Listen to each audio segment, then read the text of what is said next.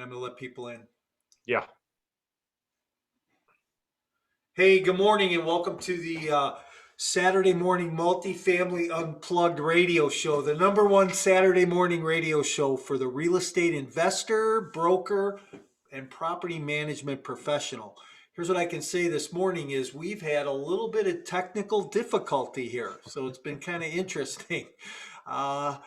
Geez, when you don't know that much about technology and you have a problem, it's crazy, right? Yeah, it doesn't help. It doesn't help when your co-host doesn't know either, Mike. That's right. So that makes two of us. Hey, here's what I'm going to do. I'm going to go live for all those people that don't know what's going on right now. So we're going to go live to Facebook this morning, and the whole show is going to run on Zoom and on Facebook. So, Awesome. yeah. Why didn't we think of that before? Why didn't we think of that before? Because there's things we just don't think about sometimes. Anyhow, so the Saturday morning radio show is where we dive into raw, unscripted conversation about multifamily real estate, property management, and current events that affect your daily business. Hey, let me get us live here. Yeah, cool. Yeah. Another Saturday morning, right, Mike? It's beautiful. Yeah. Another Saturday morning. Go live. There we go. Wow. I'm impressed. Now it wants a title from me. Multifamily unplugged, baby. That's what we are. We don't have a guest today, do we? Oh, well, that's all right. We'll bring our No, we don't have a guest today, and that's good though. All right, so we're going to talk about some topics this morning, right? Hey, I'm Mike Morawski. I am joined by my co-host, C. Gordon Moose, who we proudly call Moose. Moose, what's up this morning? I'm good. How are you? I'm great. I'm glad that we're here today for sure.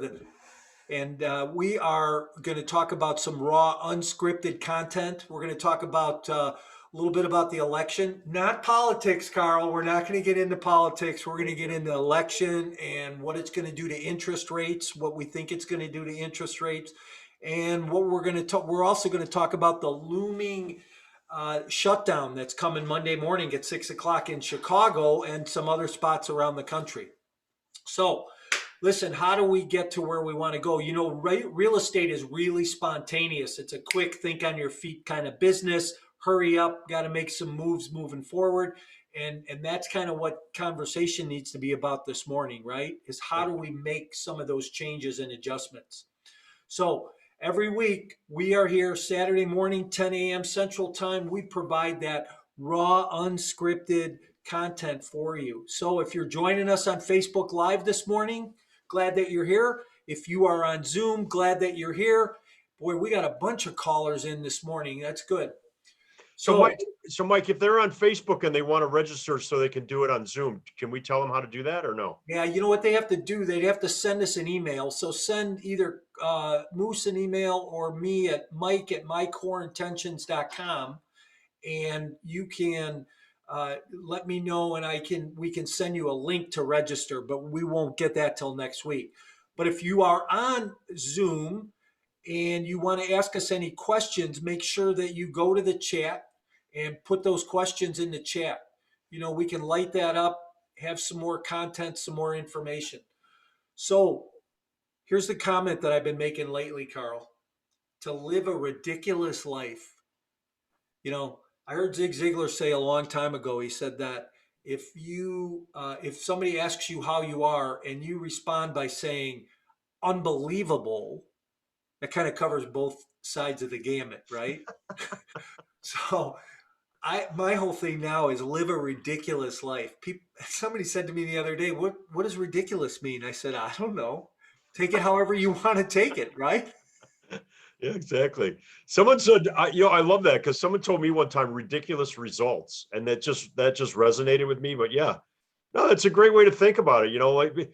What's common? What does everybody expect you to do? Right? I mean, I don't, I wish I had my dictionary in front of me. It's over there, but I could look it up. I don't even know. But I think that's great. An extraordinary, right? Extraordinary life, extraordinary or ridiculous. I love it. Yeah. Yeah. So, hey, listen, a little shameless plug. Can I do that real quick? Is it for your book or It's for for our my coaching? book. Yes, for my book. I was going to do it, but go ahead. You could do it later then. Exit plan. Your complete guide to multifamily investing and why you need an exit plan before you buy.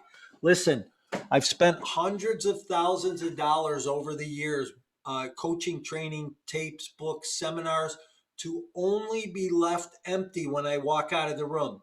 Trust me, there's some great entertainers out there. There's some great teachers out there. And some guys I've learned a lot from over the years. But here's what always surprised me is why is it always left to the end, if ever talked about at all, that uh, about the exit plan? You know, you need to know how to get out. Hey, Carl, we've always been taught for as long as I can remember, you make money on the purchase, right? Yep, yep, You yep, make money on the way in, but you yep. don't get it till you get out. Yeah, you don't experience or get it till you get out. And you know, Mike, I love it when you told me you were going to write the book from that perspective, because you know nobody talks about that. Everybody talks about the, oh, you go to your mailbox and you get mailbox money, and you're going to have great tenants and all that kind of stuff. But nobody really talks about the exit strategy. And I'm a firm believer, and I know you are too. Beginning with the end in mind, right? You want to begin with the end in mind. So reading your book and looking at the different exit strategies, because one of the things I love that you cover, in your coaching and also the book, is there's multiple strategies. There's not just one strategy. So, yeah, for sure. And that's a great place to start, is with the exit in mind. Yeah. And I didn't even have to pay you for that. Thank you for that commercial. That was Well, awesome. well, no, it's true, but it's true. I mean, most people think, well, that's one of the things that we talk about. And it's not about plugging your book. It's about getting people expanding their mind, because there's more than one.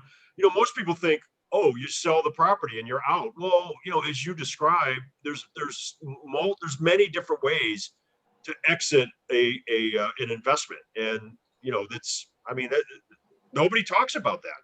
Right, right. All right, so listen, a couple things to talk about here this morning. I want to talk about some banking, some interest rates, some things that are in the headlines. Um, the headlines say, and I've noticed this in a couple of different places. After the election, rates will rise, or rates are rising, or rates have risen. These are the headlines I've been seeing lately, and stuff coming up on the internet this week. I know that you were in the banking industry for a while and you spent some time there.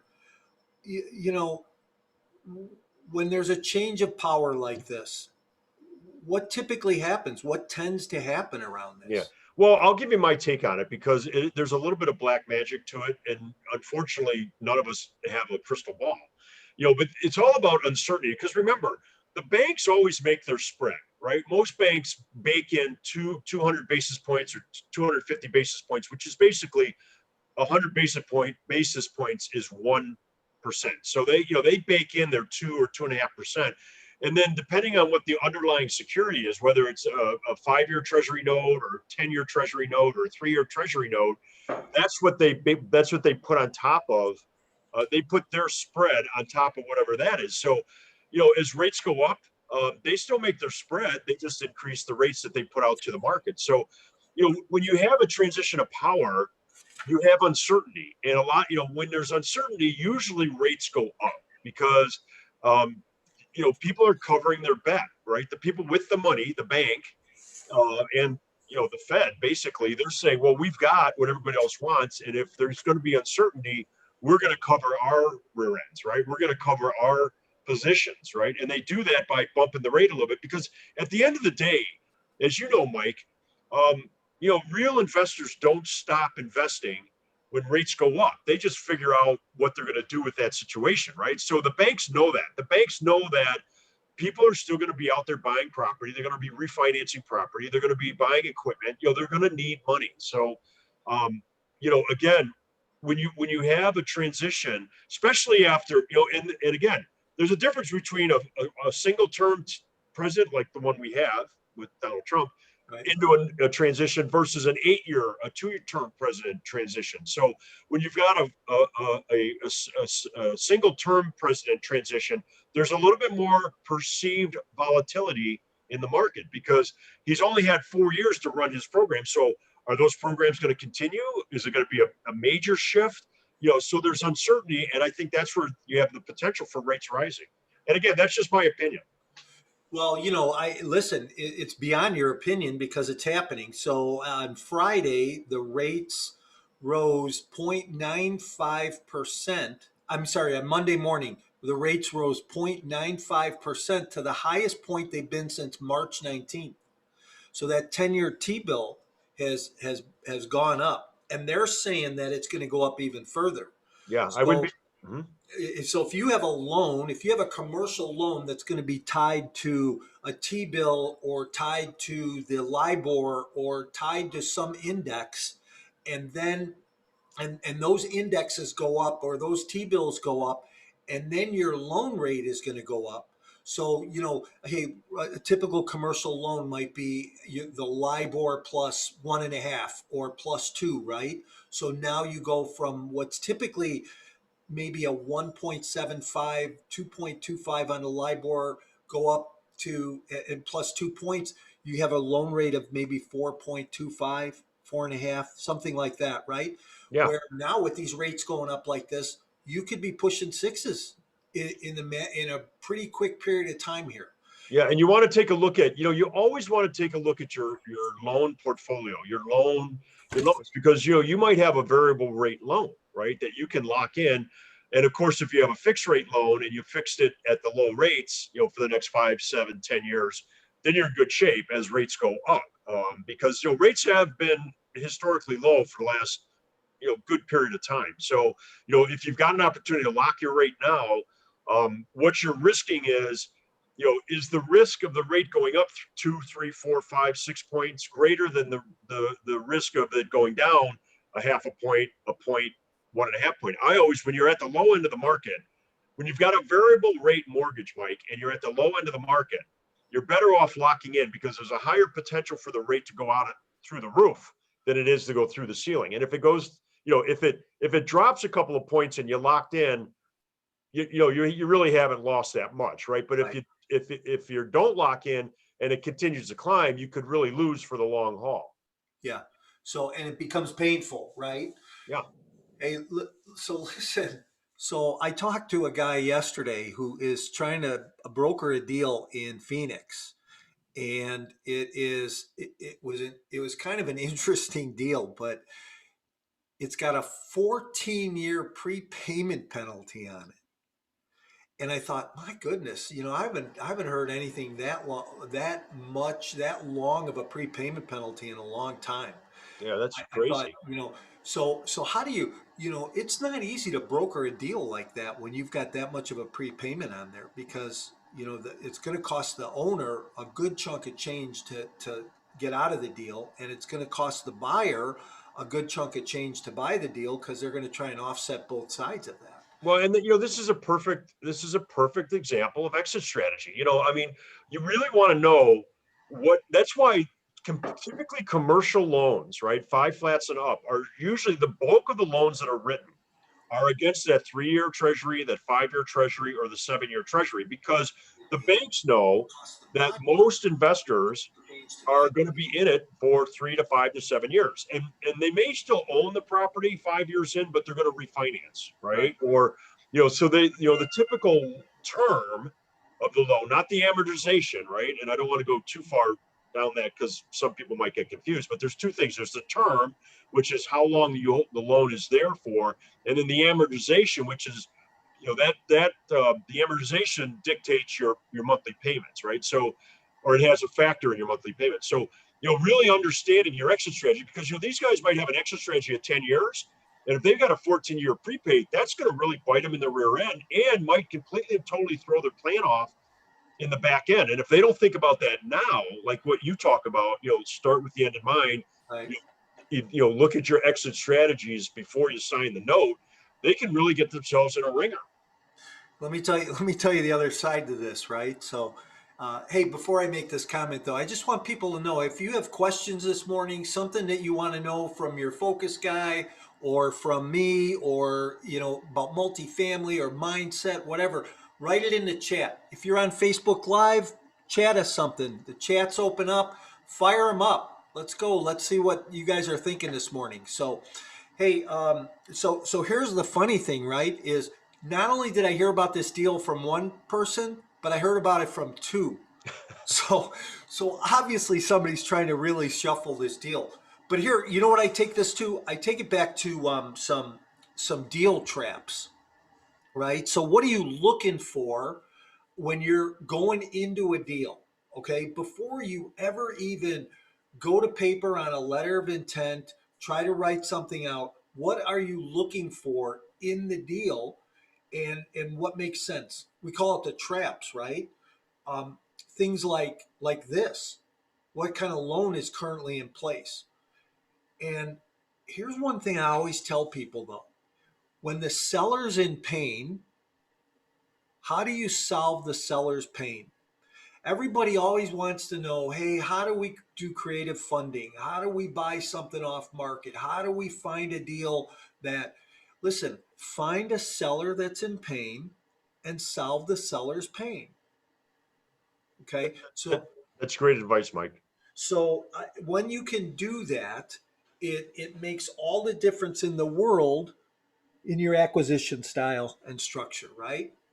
Yeah, can I give you an example? In when what we used to do, I used to drive the neighborhoods of Chicago, right? And I would drive, and in Chicago we have alleys because of the Great Chicago Fire. When they re-laid out the city, they put in alleys so that the fire trucks could get up and down the alleys and put out the fires, right? Well, if you own a six flat or more in the city of Chicago, you have to have a commercial garbage collection, right? And all the garbage dumps are painted different colors, right? You got red ones and blue ones and yellow ones and purple ones. And that's so the driver, when the driver picks it up, he doesn't, all he has to do is look down the alley. If he sees one of his dumpsters, a blue one, he goes and picks it up. If he doesn't see any blue ones, he goes to the next alley, right? Well, to make a long story short, when we'd go down the alley and we'd see someone's garbage that it wasn't picked up, we knew that that was one of the first things the landlord would stop paying, right? So we would go and I would get the number off the dumpster. I'd call the company, I'd get the truck driver's information, and I'd ask him, you know, I would get to the seller who had pain through that method. So that was just, I just wanted to throw that out there because that's how we were identifying that this particular owner had pain. And so thinking outside the box is critical. Yeah. And that's what real estate's about, right? Thinking outside the box. And how can we do that? So, let's talk about some other traps for a minute. You know, School districts. If we find the right school district or where the best where people want their kids to go to school and you buy property within that school district, that's a good purchase, right? And it's also on the back end going to be a good resell, I would believe too, right? Yep, absolutely. What about population growth? A lot of times people say that my population is sitting flat. Well, I always tell people it's not really sitting flat, it's going backwards. Okay, because you're either going two ways, forward or backwards. And if your population, it's just like job growth, that's another one that you want to look at. If it's not going up, it's going backwards. Don't go into a market that you're going backwards in. Okay, if you're going to buy property in a market, even a sub market, that there's those challenges. What about demographics? Okay, who lives there? What's their income? You know, is their income going up? Is their income going down? Right? And then one thing that I always tell people is go to the economic and development department at the city hall. You know, they want to see the city grow. They have a plan on the books for 10, 20-year mapping out of what they're going to do, the changes that they're going to make in the city and the village. And by going down there and building a relationship with them, you're going to learn a lot and they're going to help you to make your property more successful. See, because if your goal is to go in and do some value add to do better curb appeal, to make interior and exterior of units look better, and you go in and you do all that, but you can't raise the rent because the market's not going anywhere, you haven't done anything but spent a bunch of money. Yeah, that's really good advice. And it's called a PUD for the people that are listening. It's a planned urban development. You ask them what the PUD is, PUD. And they'll tell you things like, are they like in Chicago, which train lines are they developing? Which stations in the next 5 years are they going to rebuild? Right. And that makes a difference in the neighborhood, because you could go from one train station to the next, just literally on the same train line. One is brand new and spanking brand new and efficient. And the other one hasn't been redone in 100 years. Well, they're going to tell you in the next 5, 7, 10 years where they're going to change zoning, where they're going to promote retail, where they're going to promote entertainment, what train lines they're going to be rehabbing. And that can make a difference. And most people aren't doing that. That's how you can get an edge. So, here, let's talk about that for a minute because you talk about train lines. The first thing that came to mind is, the blue line from O'Hare. They have talked about for years running that blue line out to 59 by the Sears Center out there in Hoffman Estates. Mm-hmm. And it's on the books, it's part of the plan, but they're just, there's no funding for it right now. There's none of that, but that's one of those goals that they want to do. I bought a property one time where they were building a super Walmart across the street. And we knew that by them building that super Walmart across the street, it was going to add 3,000 jobs to the marketplace, and the population was going to grow as a result of it. The tax base was going to go down because of the offset with the additional retail. And we knew that there was other growth projected. When you have those big boxes come in like that, boy, it changes all those demographics pretty quickly. Yeah. And by the way, Mike, big box, what does that mean? Your Sam's and your Walmarts, your Carl's. Yeah. No, well, I'm just saying it because some people might not know what that is, but yeah, it's a bit. That's what they call it, a big box. Your big retailers, Home Depot, Yeah. places like that. So Yeah. Yeah. yeah. So here's the deal, right? These interest rates are going to go up. And the other thing that's going to happen is that part of Biden's plan is he is going to fully fund housing, the housing and urban development, which means that there will be no more waiting list for Section 8. So all the Section 8 people will get funded and be able to go and rent Section 8. So what does that mean for our buyers, Mike? Because I don't know what your mix was, Section 8. We did some Section 8, Yeah. But I'd be interested in hear your take on it. Yeah, I did some Section 8 also. I didn't do a lot. I did a little bit in every building I owned, more as a service than anything else. I wasn't crazy about Section 8.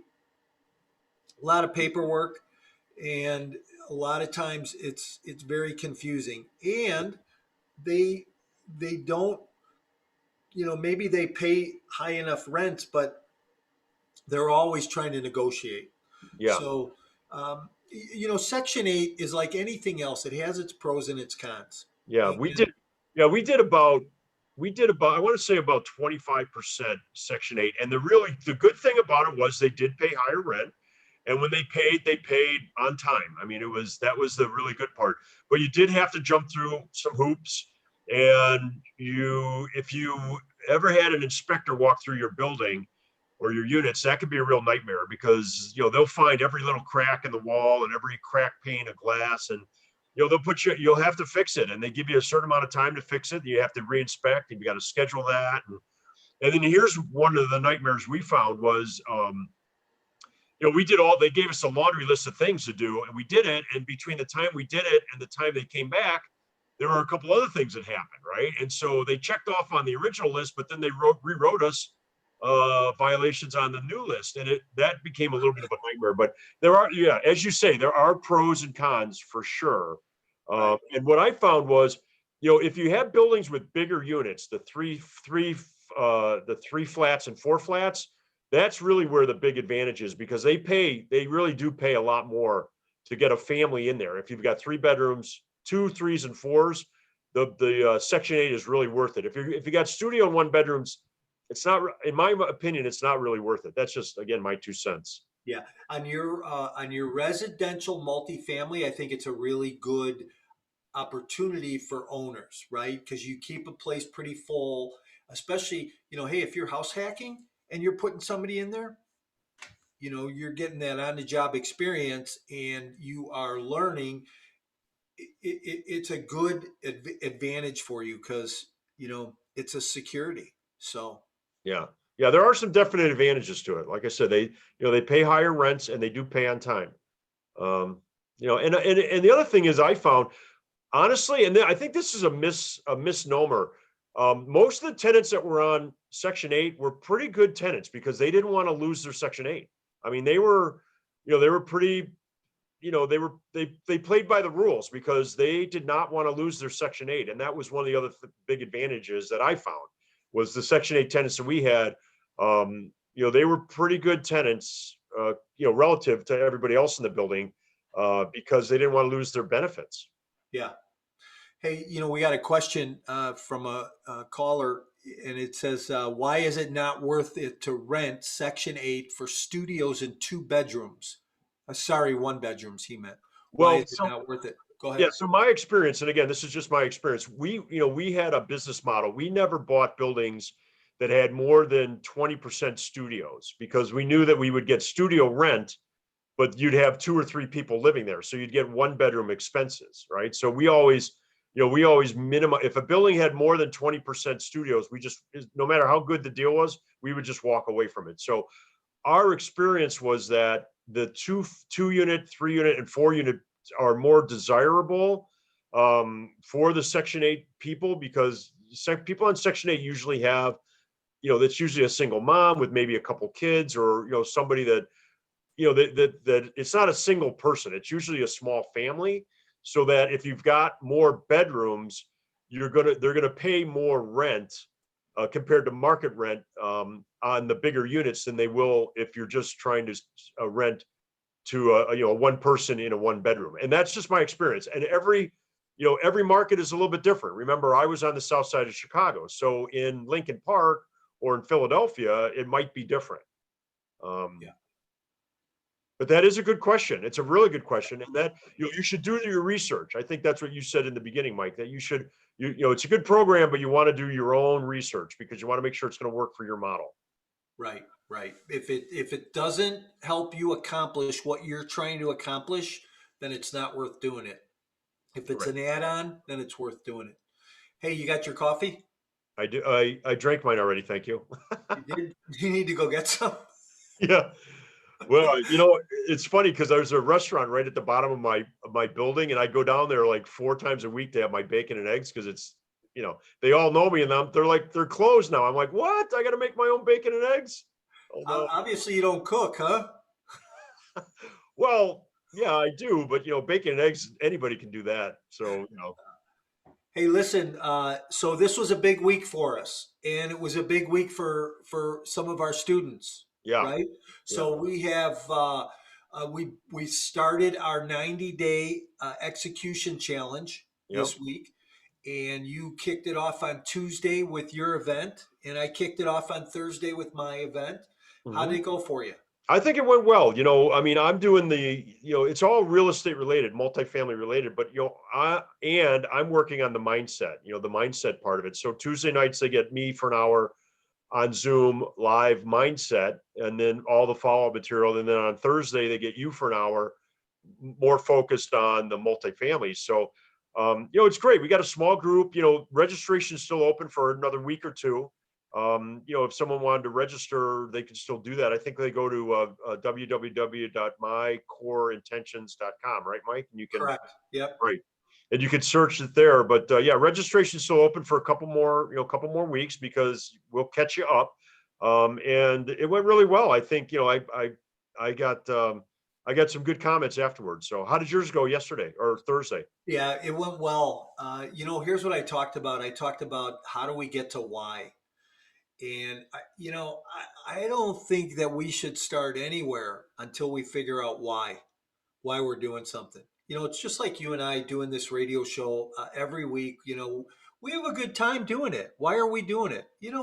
Hey, listen, I think that we deliver some information and some content to people, but you and I have a good time doing it.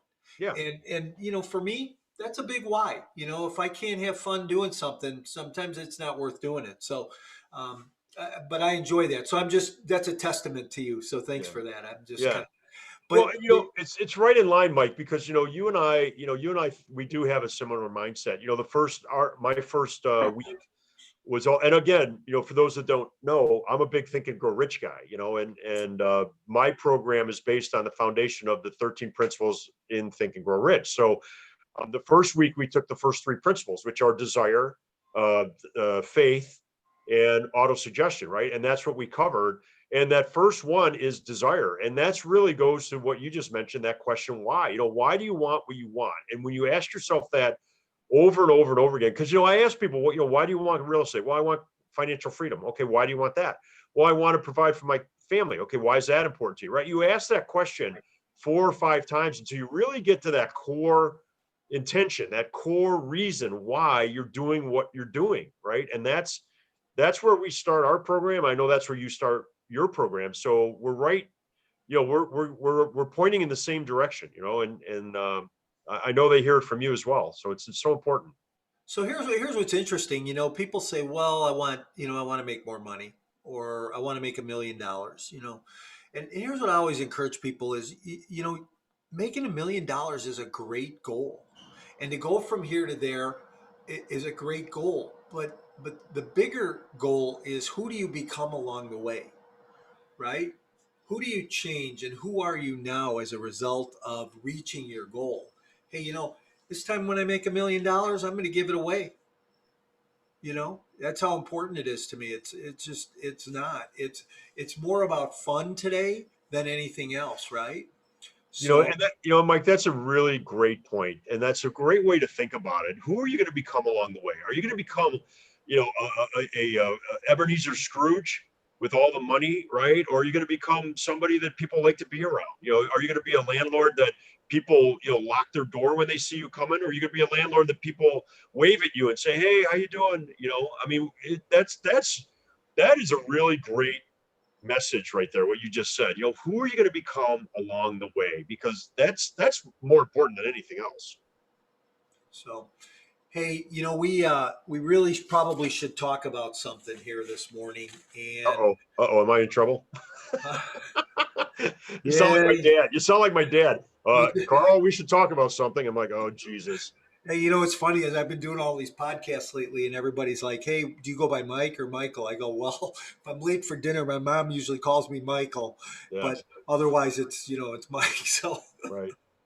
hey, so here's the thing: come Monday morning, all right, we're in Chicago, and if you're not in Chicago, you may be faced with this same thing. You may not be, but come Monday morning, 6 a.m. There's a stay-at-home order that's being put in place, and um, we are they're winding the clock back on this corona pandemic deal back to a couple of phases again here.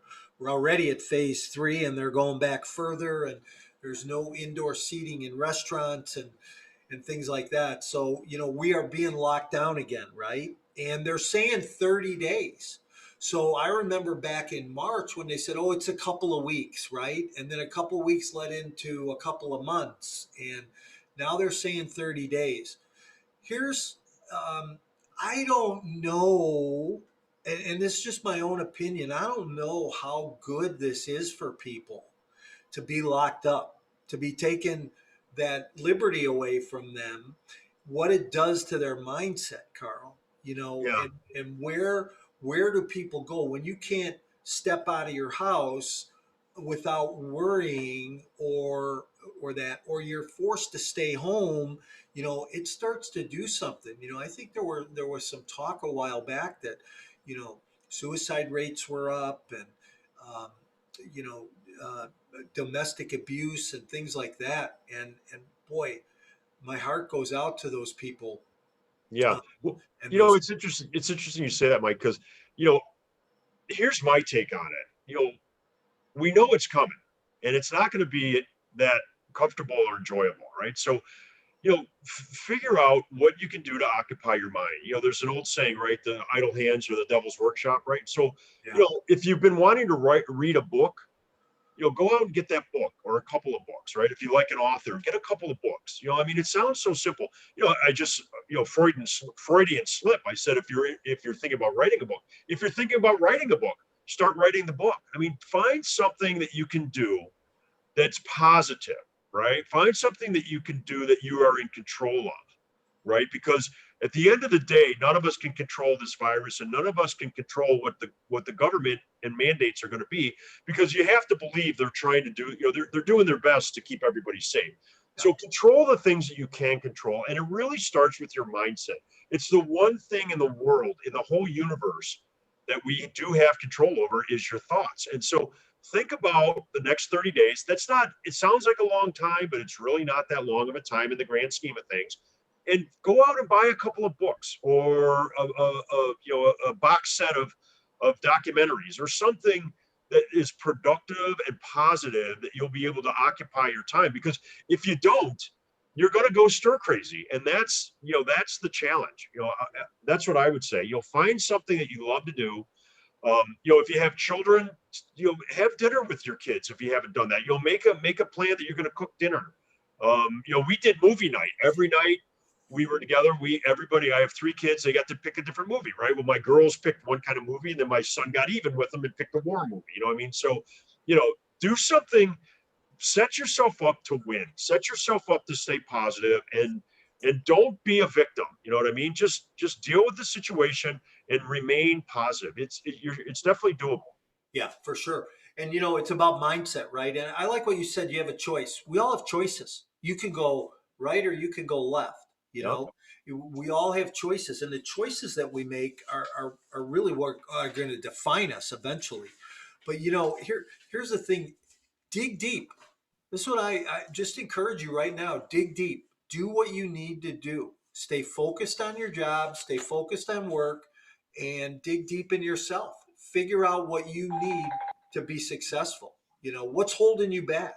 I think that each one of us gets held back by something. But I would ask you to take a look at your situation, your own life, and say, what can you do to make a difference?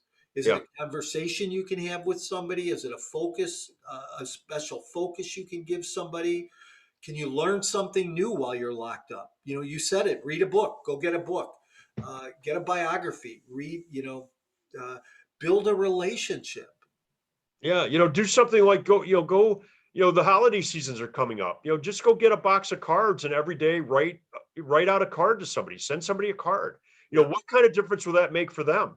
They're sitting on the other end, and they get a card. It's not an email or something on Facebook that's, automatically generated. It's a real handwritten card from you that says, "Hey, I was thinking about you. You know, your friendship means a lot to me. If it's a friend, or whatever." And mail it to them. That will make a difference. It will actually make a difference for you, and it will make a difference for them. And it will probably occupy, I don't know, 10, 15 minutes of your time, which is just, I mean, that's the point. It's like, fill that gap with positive things that make a difference for you and make a difference for others. Otherwise, you're going to slip down that slope, and you don't want to do that. For sure. For sure. You know, the you got to believe in yourself. You got to believe in yourself that you can make a difference and that you can make things change, right? So, as you believe in yourself, then you're going to make that difference. But uh, so there's a fundamental key to success, and that's believing in yourself. So you have to believe in yourself. You're going to get through this, Yeah. first of all, and you have to believe in yourself on what you're doing, whether it's building a multifamily business or what it is. So Yeah. Can I make a comment about that? You guys know Bob Proctor. I worked with Bob Proctor for many, many years. And Bob, there's a whole bunch of things he said to me that I remember and really took to heart. But one of the things he said to me was, when I was working with him one on one, I was having a little bit of disbelief. All right. I was having some self-confidence issues with regard to buying real estate. And he told me something that I've told other people, and it goes right to what you talked about, Mike. He said, "Listen, Carl," he goes, "when you doubt your own belief in yourself, believe in my belief in you. When you doubt your own belief in yourself, believe in my belief in you." Because he said, "Because I believe in you." Right. And that little statement got me over a number of humps, because when I started to doubt myself, Mike, and I started to uh, not believe in my own ability, right, I just remembered what he said, and I thought about, you know what, but Proctor believes in me, right? He believes in me, and that got me back. So here's my message: is, if any of you are listening and you start to doubt your belief in yourself about your ability to buy multifamily, believe in my belief and Mike's belief in your ability, because we believe that you can do it, right? Because we've been there, we've done that, and we know that if you're willing to do the work and you're willing to take the guidance and you're willing to take the steps, Right. that you can do it as well. So if you ever start to doubt your belief in yourself, whether it's with regard to multifamily or anything else that you're dealing with, just remember this conversation and believe that Mike and I believe in you, because we do. Right? That's a fair statement, right, Mike? Absolutely, 100%. And the other thing that comes to mind is, I always talk about this, and you do too now, is success leaves clues. So Carl and I have both been in that situation. We've both worked through it and gotten out of it. And you know what? Study that success, right? So along with success, I want you to realize that massive action will create massive results. So if you're at home and you got a little bit of extra time from your job or other things that you're working on, take some massive action in your business. Hey, if you need to learn how to do something in order to move along your multifamily business, then go learn how to do it. Here's what I want to tell people right now, too, Carl, is that it's not too late to join that 90-day execution program, our execution challenge program, right? We're only 1 week in. We got 12 more weeks to go. You still can sign up for that. If you want information on it, throw something in the chat right now or direct email Carl or I. But you know what? Do something for yourself. Grow yourself. Um, I have a couple of things coming up too that I want people to be aware of. And one is that for the next few weeks, I have a goal setting program going on Monday night on my meetup group. So at meetup.com, we're working on setting goals for 2021 to make 2021 your best year ever. And the next couple of weeks, we're going to go through goal setting, but come on December 7th, we're going to play cash flow virtually. Carl, make sure this is in your calendar too, because we're going to play cash flow virtually with Michael Zhao, Oh, who cool. professionally moderates this game. And we could play with up to 50 people. And if you don't know what cash flow is, you definitely want to be there on December 7th because it's a lot of fun. It will teach you strategy on investing, not only in real estate, but in life and the things you need to learn. You know, if anybody's ever played chess, you know that chess is a game of strategy and not just on the next move, but 5 or 7 moves out, right? If you ever watch somebody who really is good at chess, that's how you should be planning your business. That's how you should be planning the execution. You know, I was on a coaching call with somebody this morning. We went through 5 or 6 items that need to get done in order to really try and move to the next level. And, you know, unless you take action and massive action sometimes, most of the time, all the time, you don't get the results that you want to get. Yeah. Hey, Mike, real quickly, somebody asked the question, what is the 90-day challenge? So I just want to give the 30,000-foot view. And if you're interested, I put Mike's email in there. I put my email in there. If you want to shoot us an email, we'll get on a quick 5-10 minute phone call and just explain it to you. But real quickly, it came out of the Multifamily Global Summit, which we did a couple weeks back. We had 20 speakers from all over the country, experts come in. And then Mike and I, when we were designing that program, that weekend program, we thought, what's the follow-up? Because we both, he and I have both been in coaching programs where you do a weekend boot camp and there's no follow-up, right? And so you're out on your own. So what we decided on is we were going to do a 90-day challenge, right? So it's basically 13 to 14 weeks. Every week you get an hour live of me doing mindset training with regard to real estate and an hour of Mike doing a multifamily training. And then we also, that goes for 13 weeks. So there's 26 hours of content there. And then we do once a month, we're going to do a hour-long deal day where somebody from the group will actually bring a real deal. And as a group, we'll analyze that. So that's an additional hour every month. Then we're going to do 2 due diligence days where we're going to go through the due diligence of a property and a contract. That's 2 additional hours. And then we're going to do 1 probably hour or hour and a half where Mike is primarily going to talk all about property management, which is another thing that people don't talk about. So that, I think it ends up being about 32 hours worth of content, and it's all recorded on Zoom.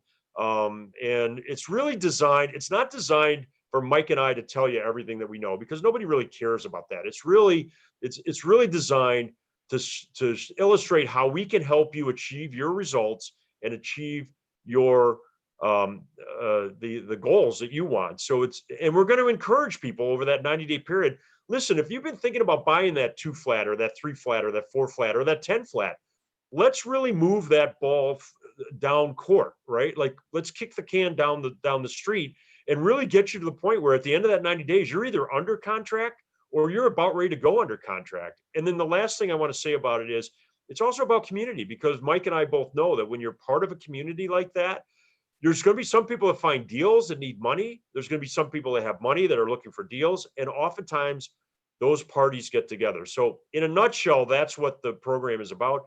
But if you have more interest, either, email Mike and he'll have a quick chat with you, or email me.